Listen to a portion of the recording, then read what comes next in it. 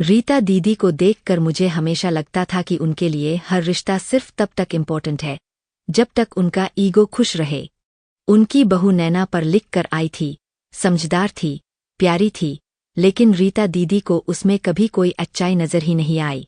जब भी नैना कुछ करने की कोशिश करती, रीता दीदी उसे रोक देती। कभी कहती, तुमसे हमारे घर का खाना नहीं बनेगा। कभी कहती, तुम्हें चीजों की समझ ही नहीं है।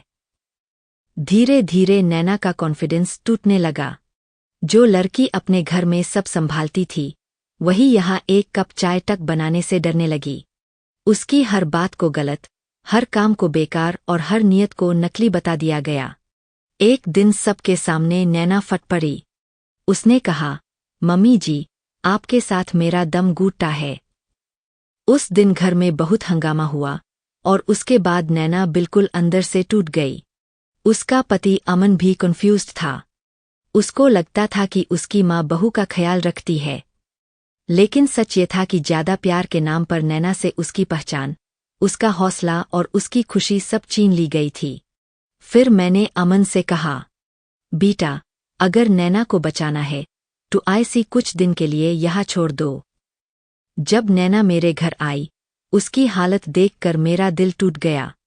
वो डरी हुई थी, थाकी हुई थी और उसे लगता था कि वो किसी काम की ही नहीं है। मैंने उससे बस एक चीज दी, आजादी। ना ताने, ना टोकना, ना कंपेयर करना, बस प्यार, भरोसा और अपनापन। थोड़े ही दिनों में सब बदलने लगा। नैना ने घर संभाला, किचन संभाली, नए नए डिशेस बनाई, घर को सजाया और धीरे धीरे उसकी आंखों में फिर से रोशनी आ गई। अमन जब 15 दिन बाद उसे लेने आया तो वो हैरा हो गया। जिस लड़की को उसने अपने घर में चुप और टूटी देखा था, वही मेरे घर में खिल उठी थी। तब मैंने अमन से कहा, प्रॉब्लम नैना में कभी थी ही नहीं। प्रॉब्लम उस माहौल में थी जहां उसे हर पाल नीचा दिखाया गया।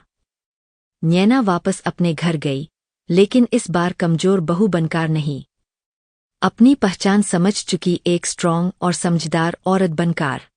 और रीता दीदी, अब उन्हें वही बहू समझ नहीं आ रही थी जिसे वो कभी कुछ नहीं समझती थी। इस कहानी का सच बहुत सिंपल है। जब रिश्तों में प्यार से ज्यादा कंट्रोल आ जाए, तब घर घर नहीं रहता। किसी का दिल टूटने की जगह बन जाता है। और जब किसी को सिर्फ थोड़ा सा भरोसा मिल जाए, तो वही इंसान फिर से जीना सीख लेता है।